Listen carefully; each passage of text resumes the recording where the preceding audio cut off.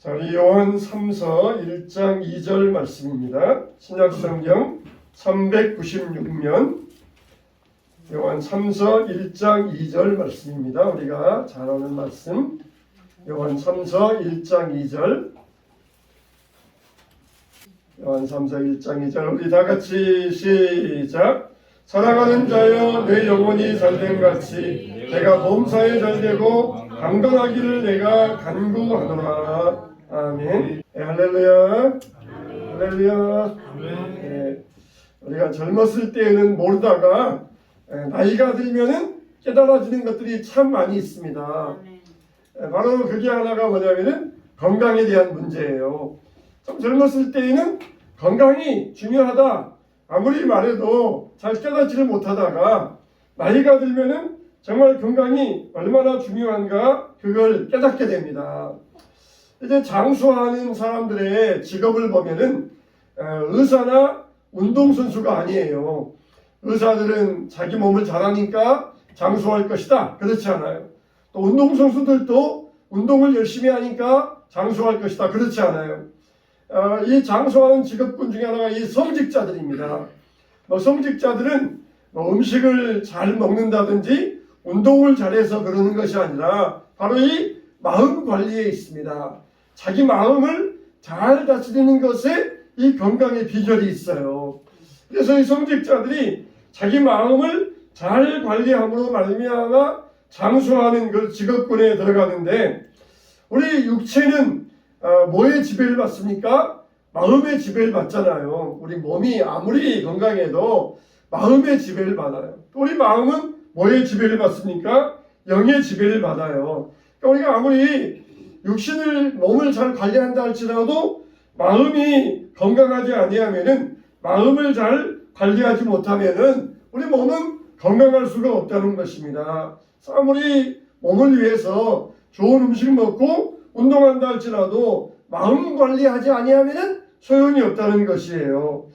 잠언 17장 22절에 보면은 마음의 즐거움은 양약이라도 심령의 근심은 뼈를 썩게 하느니라. 심령의 근심이 뼈를 썩게 한다는 거예요. 뼈가 썩는 게 우리 눈에 안 보이잖아요. 근데 근심하면은 뼈가 썩어진다는 거예요. 우리 몸에 뼈가 썩는 게 안 보이니까 근심이 얼마나 나쁜지를 몰라요. 근데 심령의 근심은 뼈를 썩게 하느니라. 우리가 마음을 즐겁게 잘 관리하면은 그 어떤 약보다도 건강에 좋다는 것이에요. 반대로 이 마음 관리를 못하면은 심령이 근심하고 두려워가지고 뼈가 말라지게 된다는 것입니다. 그래서 몸도 건강해야 중요하지만 먼저 중요한 것은 마음이 건강해야 된다는 것입니다. 하나님이 우리를 바라보실 때에 우리의 몸도 건강해라. 또 그리고 마음도 건강해라 그러시잖아요. 사랑하는 자여 내 영혼이 잘됨 같이 내가 범사에 잘되고 강건하기를 내가 간구하노라. 할렐루야. 참 내 영혼이 잘됨 같이 내가 범사에 잘되고 강건하기를 원하노라. 하나님의 마음은 우리의 몸도 건강하고 우리의 마음도 건강하기를 원하신다는 것이에요. 디톡스라는 말이 있어요. 디톡스. 디톡스라는 말은 우리 몸에서 독소를 제거한다는 뜻이 있습니다. 우리 몸에 오래 지내다 보면은 우리 몸에 독소가 쌓여요. 독소가. 음식을 먹으면서 독소가 쌓이고 숨을 쉬면서 독소가 쌓이고 심지어 물을 마시면서 독소가 쌓이고 스트레스로 독소가 쌓이고 많은 독소들이 우리 몸속에 쌓입니다. 그래서 이 디톡스 한다. 이거는 우리 몸에 쌓여있는 독소를 제거한다. 그런 뜻이 있어요. 그래서 우리 몸에 독소를 제거하면은 몸이 건강해져요. 이렇게 마음의 근심은 우리 몸에 독소를 쌓는 일인데 근심을 제거하면은 마음이 건강해지게 되어 있습니다. 디톡스한다. 근심을 버려라. 그러면은 마음속에 몸속에 쌓아있는 독소가 제거되어서 얼굴이 빛나고 몸도 건강하게 된다는 것입니다. 몸집이 130kg가 나가는 레슬링 선수가 있었어요. 몸집이 130kg니까 얼마나 크겠습니까? 여러분 보통 3배 정도, 저희 한 2배 정도 될 거예요. 근데 이 레슬링 선수는 꿈이 금메달을 따는 것이었습니다. 그런데 부상을 당해가지고 승승장구하던 그의 인생에 브레이크가 걸리고 말았어요. 그래서 이제는 더 이상 운동은 못하니까 뭘 할까? 그러다가 새로운 도전을 찾게 되었습니다. 우연히 이 패션 쇼를 보았는데 나도 저거 하고 싶다 그런 마음이 들었어요. 근데 130kg짜리 패션쇼 모델이 어디 있겠습니까? 주변에서는 야 바보 같은 소리 하지 말아라. 네가 어떻게 패션 모델이 될 수 있느냐. 그러면서 다 비웃고 조롱했습니다. 이 사람은 열심히 노력을 해가지고 130kg에서 70kg로 몸을 감량했어요. 60kg를 몸을 감량을 했어요. 얼마나 참 피나는 노력을 했겠습니까? 그리고는 무작정 프랑스 파리로 갔습니다. 거기에서 2년 동안 머무르면서 정말 앞날에 대해서 불안감, 정말 자기가 할 수 있을까 의심도 들었고 또 살아가야 될 여러 가지 생활고도 있었고 그러면서 2년 동안 막 절망 가운데 의심하면서 불안 가운데 보냈어요. 그래도 뼈를 깎는 이 노력을 통하여서 드디어 세계 최대의 패션쇼 무대에 설 수가 있게 되었습니다. 모두가 불가능하다 그렇게 말할 때에 이 사람은 그 주변의 이야기에 절대로 매몰되지 않았습니다. 주변의 말들에 파묻히지 않았던 것이에요. 그러면서 자기의 생각을 뛰어넘으면서 나는 나를 뛰어넘었다 그렇게 이야기해요. 자기는 이런 형편이고 이런 상황이지만 주변에서는 다 안 된다. 절대로 거기에 파묻히지 아니하고 열심히 노력을 해서 나는 나 자신을 뛰어넘을 수 있었다. 참 여러분 나는 나를 뛰어넘었다는 것이 자기 자신을 뛰어넘었다는 것입니다. 남을 뛰어넘고 남과 경쟁해서 이긴 것이 아니라 자기 자신과 경쟁해서 자기 자신을 뛰어넘었다는 것이 주변에서 야 너는 안 돼. 너는 할 수 없어. 너는 불가능해. 그럴 때 그 쌓이는 이 독소를 디톡스했다는 것이 다 배출하면서 나는 할 수 있다. 나는 할 수 있다. 그러면서 자기 자신을 뛰어넘었다는 것입니다. 우리 인생도 마찬가지예요. 이 마음속에 몸속에 독소가 쌓일 때 이것을 디톡스하고 뿌려버리고 버릴 수 있어야 돼요. 여러분 다윗을 보면은 다윗은 베들레헴에서 양을 치는 목동 소년이었어요. 어느 날 이 다윗의 집에 아주 귀한 손님이 찾아왔습니다. 그 사람은 나라의 최고가는 선지자이고 이 사람은 킹메이커예요. 킹메이커. 왕을 세우는 사람입니다. 그러니까 이 사람이 다윗의 집에 찾아왔을 때에는 다윗의 아버지에게는 8명의 아들이 있었는데 그 중에서 한 명을 왕으로 점찍기 위하여 찾아왔다. 그걸 예상을 할 수 있었어요. 그래서 아버지 이새가 8아들 중에서 7명의 아들을 막내는 빼놓고 7명의 아들을 다 단장시켜가지고 옷을 입고 좋은 옷을 입고 그 선지자가 찾아온 이 잔치에 다 참여를 시켰어요. 그런데 이 막내 아들은 아버지의 눈에서 눈밖에 났었어요. 야 너는 가서 들에 가서 양이나 쳐. 너는 여기 올 필요 없어.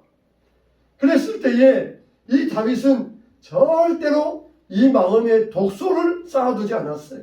어렸을 때에는 부모가 조금만 서운한 말을 해도 우리 엄마 아빠는 가짜인가봐, 계모인가봐, 계부인가봐, 나를 주워와서 키운가봐 그런 서운한 마음이 들 때가 있어요. 다른 형제들하고 자기를 차별할 때 우리 엄마 아빠는 나를 주워온 이 가짜 엄마야, 가짜 아빠야 그렇게 서운한 마음이 들 때가 있어요. 다윗은 그렇지 않았습니다. 형들이 다 가서 잔치 참여할 때 자기는 들에서 양을 치고 있으면서도 아버지에 대한 서운함, 형들에 대한 서운함 그런 마음을 마음에 독소로 쌓아두지 않았던 것이에요. 여러분 정말 다윗은 하나님께 선택받고 기름 부음을 받아서 이렇게 왕이 되었지만 사람들의 눈에는 그렇게 차지 않았던 모양이에요. 먼저 아버지도 그랬어요. 아버지도 7명의 형들은 우대하면서 8번째 마지막 막내 아들은 천대했던 것이에요. 사무엘도 그랬습니다. 사무엘이 자기 눈앞에 7명의 아들이 지나갈 때에 큰아들 엘리압이 떡 자기 앞에 나타났습니다. 와, 딱 보니까 어깨도 딱 벌어지고 키도 크고 얼굴도 준수하고 남자답게 생기고, 야, 정말 이런 청년이야말로 나라의 왕감이다. 그래가지고는 병을 딱 취해가지고 기름을 부으려고 그러는데 하나님께서 아니다. 나는 외모를 보지만 나는 중심을 본다. 나는 이미 저를 버렸느니라. 하나님께서 그렇게 말씀하시고, 이미 사무엘도 외모를 보면서 큰아들 엘리압이 왕감이다 하면서 다윗은 안중에도 없었어요. 여러분, 기름을 부을 때 어떻습니까? 참 우리 여러분 머리에 참기름이나 기름을 갖다 부은다고 생각을 해보세요. 참 냄새는 고소하지만 끈적끈적하고 이거 기분이 별로 안 좋을 거 아니에요. 근데 그 올리브 기름, 감람유, 이걸 우리 머리에 왕을 세우면서 머리에 얼마를 붓냐면은 2리터를 부어요. 2리터. 우리 머리에다가 2리터 정도의 기름을 붓습니다. 그러니까 이게 기름이 줄줄줄 흘러가지고 그냥 얼굴에 흐르고 턱에 흐르고 뺨에 흐르고 옷에 막 흐르고 2리터가 우리 머리에서 부어가지고 흐르니까 이거 얼마나 끈적끈적하고 얼마나 이게 참 불편하겠어요.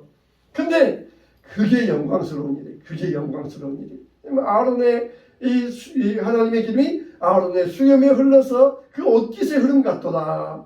참 이 다윗이 그런 경험을 했어요. 자기 머리에다가 2리터의 감람유를 부은데 이게 다 흘러내리는데 바닥에까지 흘러넘치는데 이게 하나님의 영광이에요. 하나님의 영광이. 우리가 성령을 충만하게 받는다. 이게 우리가 거기에 이미지가 있어요. 그냥 이 향수 뿌리듯이 칙칙 뿌리고 그냥 마는 것이 아니라 성령의 기름 부음 받는다는 것, 그냥 2리터 정도 그냥 줄줄줄줄 흘러넘치도록 받는 게 이게 성령의 기름 부음이에요. 성령의 기름 부음. 그냥 2리터 정도 부으면 막 끈적끈적하고 막 옷 속에 들어가가지고 막 속에서 막 그냥 미끌미끌거리고 아주 기분이 안 좋을 텐데 이게 정말 하나님 앞에 영광스러운 일. 평생에 그런 일이 어디 있겠어요. 그렇게 기름 부음 받는 게. 요리에도 그냥 감람유 조금 기름 부어가지고 요리하고 그러는데 2리터를 부어대니까 얼마나 이게 영광스러운 일입니까? 그 냄새가, 향기가 그냥 온 방안에 진동을 해요. 진동. 가득 차가지고 진동을 합니다. 얼마나 영광스러운 일이에요. 우리가 성령을 충만 받는다는 것은 바로 그런 것이에요. 그냥 향수 칙 뿌리고 와가지고 향수 냄새 나네? 그런 게 아니라 완전히 이건 정말 감출 수가 없어요. 성령 충만 받으면 숨길 수가 없어요. 숨길 수가. 그만큼 표정에서 영광스러운 것이 나타나게 되어 있습니다. 다윗이 시편에서 노래할 때 내 부모는 나를 버렸으나 하나님은 나를 영접하시리라. 그게 이제 이걸 두고 하는 이야기거든요. 내 부모는 나를 버렸다. 그 말은 나를 그냥 길거리에다가 내던졌다 그런 거 아니라 내 부모는 나를 알아주지 않았다는 것이에요. 자기 부모도 자기를 알아주지 않았어요. 형들은 나 우대해주고 알아주면서 자기는 부모이면서도 알아주지 못하는 그런 존재였어요. 근데 어떻게 했다는 것이에요? 하나님이 나를 영접하셨다는 것입니다. 하나님이 나를 영접하셨다는 것입니다. 여러분, 우리가 자신을 뛰어넘는 사람이 되기 위해서는 우리가 여기에서 다윗을 통하여서 배울 수 있어요. 첫째는 뭐냐? 우리는 성실한 사람이 되어야 됩니다. 첫째로는 따라서 합시다. 성실한 사람. 어떤 사람이요? 성실한 사람. 성실한 사람. 다윗만 쏙 빼놓고 7명을 데려다가 잔치할 때에 다윗은 굉장히 기분 나쁠 수 있어요. 왜? 나는 아들 아니야? 그러면서 자기도 양 팽개쳐 놓고 잔치집에 가서 몰래 들어가가지고 구경할 수 있어요. 아, 잔치하는데 얼마나 궁금합니까? 손님이 오셨다는데 얼마나 궁금합니까? 에라 모르겠다. 그러면서 양들 팽개쳐 놓고 자기도 잔치집에 들어가서 몰래 들어가서 음식도 먹고 구경도 할 수 있는데 다윗은 그렇지 않았어요. 아버지께서 내게 맡기신 일, 내가 이것을 포기할 수 없다. 내가 이것을 버릴 수 없다. 아무리 부모에게 무시를 받고 부모에게 인정받지 못했다 할지라도 내게 맡겨진 일에 내가 최선을 다하겠다. 이게 다윗이 자기 자신을 뛰어넘을 수 있는 믿음의 비결이었던 것이.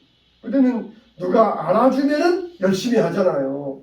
누가 안 알아주면은 대충 하잖아요. 그러나 자신을 뛰어넘고 하나님께 인정받는 사람은 누구냐? 바로 자기 맡겨진 일에 최선을 다하는 사람. 이게 바로 자신을 뛰어넘는 사람들이에요. 어른들이 왜 공부해라 그럽니까? 어른들이 공부해가지고 뭐 천재되라 그러라 그래서 공부하는 게 아니에요. 공부하라는 이유는 성실하라는 이유입니다. 성실함을 가리키는 거예요. 성실하게 하기 위하여서 공부하라는 거예요. 공부의 자세, 공부해가지고 뭐 대통령 되고 뭐 어디 세계 제일 천재 되고 그러라고 하는 부모의 요구가 아니에요. 지금 내게 맡겨진 일이 뭐예요? 학생으로서 본분은 공부잖아요. 성실한 자세를 가지고 성실하기 위하여서 공부하라는 것이에요. 회사에서도 왜 시험을 쳐가지고 회사에 뽑습니까? 이 사람은 그 시험을 뽑을 때에 시험 점수가 좋으면은 이 사람은 평상시에 학창시절에 성실하게 보냈다는 것이 증명된다는 것이에요. 그러니까 이런 사람을 뽑으면은 회사에 와서도 성실하게 일할 것이다. 그렇기 때문에 그런 사람을 뽑는 거예요. 그냥 무조건 그냥 지식만 많기 때문에 뽑는 것이 아니라 학창시절에 성실하게 했다는 것이 인정된다. 그래서 이 사람은 회사에 와서도 성실할 것을 예상하기 때문에 이런 사람을 우리가 뽑아서 우리 회사에서 일꾼으로 회사원으로 일하게 하겠다. 그런 것이에요. 여러분 그게 성실함의 자세예요. 성실하게 하는 것이에요. 어떤 것을 막 많이 알아가지고 만물박사 되고 척척박사 되고 그러라는 게 아니에요. 할 수 있는 게 뭐예요? 성실한 거예요. 우리가 지금 여기에서 할 수 있는 게 뭡니까? 예배자로서의 성실함이에요. 예배자로서의 성실함. 하나님 앞에서 예배자로서의 성실함을 지킬 때에 하나님께서 인정하신다는 것이에요. 예수님께서도 제자들을 부르실 때 집에서 잠자고 있는 제자들을 부르지 않으셨어요. 열심히 그물질하고 있었고 그물을 깃고 있었고 세관에서 세리하고 있는 이런 사람들을 부르셔가지고 예수님께서 제자 삼으셨어요. 다윗도 부름을 받을 때에 자기 집에서 잠자고 있다가 부름받지 아니하고 들에서 양을 치다가 부름을 받았던 것이에요. 심지어 바울도 예수님을 핍박했던 바울도 집에서 잠잘 때에 부름받은 것이 아니라 예수님을 핍박하러 내려가다가 거기에서 예수님께서 불러주셨어요. 그러니까 예수님을 핍박한 일은 나쁜 일이지만 바울이 그걸 몰랐어요. 이게 바로 하나님을 섬기는 일이다 생각했기 때문에 그 일을 했었어요. 하나님께서 그를 불러주셔가지고 방향을 바꿔주시니까 나쁜 일을 하던 방향에서 좋은 일 하던 방향으로 평상시에 성실하던 사람이 그렇게 하나님의 일에 성실한 자로 쓰임받을 수 있었어요. 물고기도 그렇게 성실하게 잡던 사람이 하나님의 일에도 성실하게 쓰임받는다. 예수님도 그 법칙을 아시는 거예요. 다윗도 양떼를 지킬 때 성실하게 지켰다. 그걸 아시고 하나님께서 이스라엘의 왕으로 세워주셨던 것이에요. 그 성실한 자세, 성실한 태도, 그걸 보시면서 하나님께서 인정해 주시고 사람들도 인정해 주는 것입니다. 이와 같이 우리는 성경에 보니까 자기 일에 성실한 자를 보았느냐. 그는 왕 앞에 설 것이요 백성 앞에 서지 아니할 것이라고 했어요. 자기 일에 성실한 사람이 있느냐? 바로 왕 앞에 서게 될 것이다. 다윗이 그랬잖아요. 성실하게 하다가 사울에게 불려가서 이 수금을 타면서 사울의 귀신을 쫓아내는 그런 사람이 되었어요. 자기 일에 성실하니까 왕 앞에 설 수 있었던 것이에요. 우리는 자기를 뛰어넘는 사람은 누구냐? 바로 이 자기 일에 성실한 사람이 되어야 됩니다. 자기 일에 성실한 사람. 두 번째, 자기를 뛰어넘는 사람은 누구냐? 생명 걸고 충성하는 사람이에요. 생명 거는 사람. 다윗은 양을 치는 일에 성실했을 뿐만 아니라 충실했어요. 충성했어요. 여러분, 곰이나 사자가 와서 새끼 양을 잡아갑니다. 주로 이제 맹수들은 새끼들을 노리잖아요. 새끼가 빨리 못 도망가니까 새끼들을 노려가지고 잡아갑니다. 그러면은 아유 새끼 한 마리 잊어버린 거 뭐 어쩔 수 있겠냐. 대신 여기 또 뭐 100마리 남아 있으니까 100마리 잘 돌보면은 될 거야. 다윗은 그렇지 않았어요.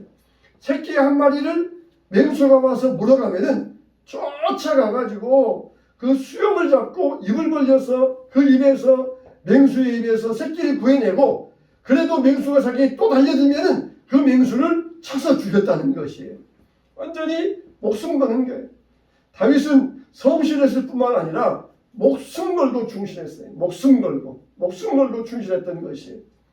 하나님은 이와 같이 자기 일에 충성한 사람을 인정해 주시는 것입니다.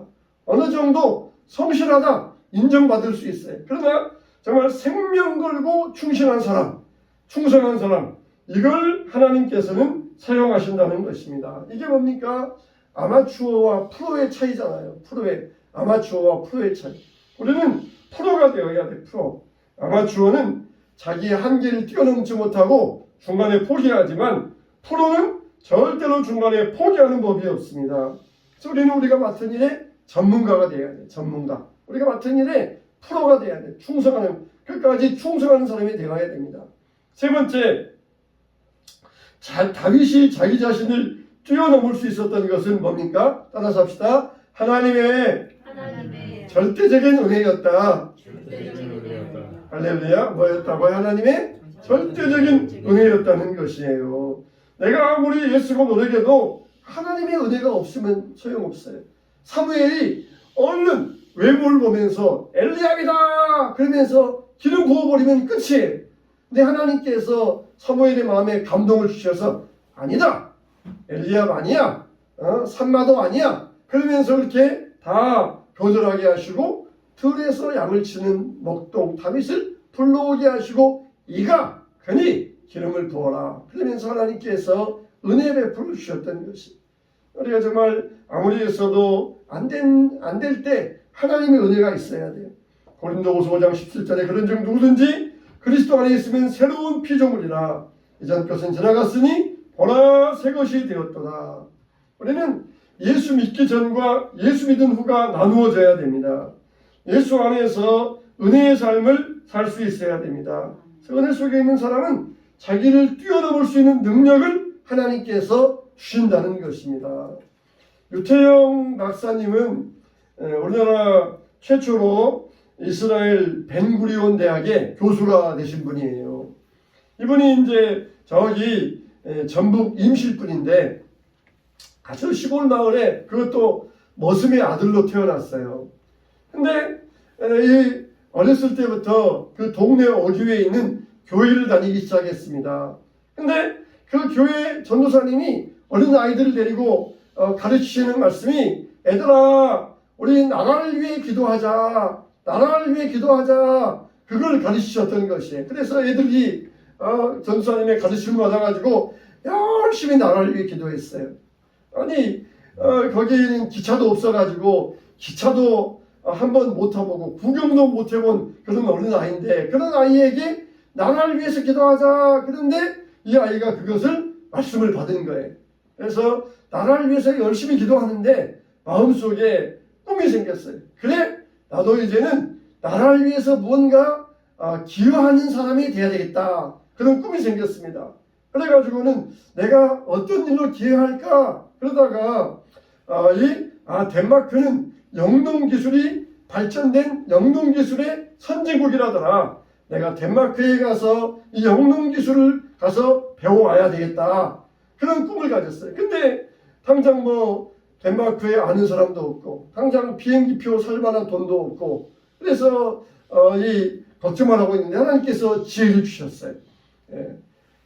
덴마크에는 국왕이 있잖아요. 그래서 덴마크에 있는 제일 높은 사람에게 편지를 써라. 그래서 덴마크에 있는 국왕에게 편지를 써 보냈습니다. 영어로. 저는 이러이러한 사람입니다. 덴마크에 가서 공부해서 우리나라를 위해서 기여하는 인물이 되고 싶습니다. 그렇게 했더니 국왕의 비서실에서 답장이 왔어요. 오시오. 우리가 비행기표도 끊어서 보내겠고 장학금도 주고 기숙사 생활도 줄 테니까 전액 장학금으로 와서 공부하시오. 그래가지고 덴마크에 가게 되었어요. 근데 덴마크에 갔는데 덴마크의 강의를 듣는데 영어는 알아듣고 대화하겠는데 덴마크 말은 하나도 모르겠는 거예요. 덴마크 말은 제가 찌질찌질 하는 것처럼 막 이렇게 제가 지저귀는 것처럼 들린대요. 그래가지고 또 고민에 빠졌습니다. 기도합니다. 하나님 어떻게 합니까? 그랬더니 하나님께서 지혜를 주시기를, 야, 너 어떻게 어릴 때 말을 배웠냐? 어릴 때 어떻게 한국말 배웠냐? 그랬더니 그거는 엄마가 하는 말을 듣고 흉내내서 배웠습니다. 맞다, 그거다. 덴마크 말도 똑같아. 덴마크 말도 남이 한 건 흉내내서 배워라. 하루에 몇 마디나 할 수 있겠느냐 했더니 하루에 10마디, 20마디 정도 할 수 있겠습니다. 그랬더니 하루에 10마디씩 수십 번을 반복을 해라. 수십 번을 반복을 해라. 그래가지고 석 달 만에 덴마크어를 통역할 정도까지 공부하게 되었어요. 그리고 나중에 이제 이분이 이제 이스라엘에 갔는데 이스라엘의 히브리 대학에 가서 공부하는데 거기서도 똑같은 방법으로 히브리어를 공부해가지고 이스라엘의 벤구리온 대학의 교수가 될 수 있었어요. 정말 나중에 이제 한국에 와서 건국대 부총장까지 하시고 새마을운동도 주도적으로 하시면서 그렇게 열심히 일 역할을 하셨는데 임실에 있는 머슴의 아들로서만 끝나지 아니하고 꿈을 가졌고 그리고 그 꿈을 가지고 하나님 앞에 기도하면서 자기 자신을 뛰어넘을 수 있었던 것이에요. 다윗도 베들레헴의 양치기로서 끝날 수 있는데 자기 일에 성실하면서 하나님 앞에 섰을 때 그를 이스라엘의 왕으로 세워주셨던 것입니다. 여러분, 하나님의 마음은 지금도 우리가 영육간에 잘되고 강건하기를 원하신다는 것이 할 수 있거든요. 무슨 말이냐? 믿는 자에게는 능치 못함이 없느니라. 그러시면서 우리가 주 안에서 강건하기를 주님은 지금도 원하고 계신다는 것입니다. 여러분에게는 다 하나님의 능력이 주어져 있는 줄로 믿습니다. 우리 아버지의 마음은 자녀들이 잘 되기를 원하는 마음, 영이 잘 되고 범사에 형통하기를 원하는 마음. 그래서 아무리 삶이 우리를 운명처럼 부여잡고 있다 할지라도 이것을 다 독소를 배출해 내면서 나는 주 안에서 능히 할 수 있다. 이러니 패배의식의 독소를 버리고 하나님의 영광을 누리며 살아가게 되시기를 주님의 이름으로 축원합니다. 축원합니다.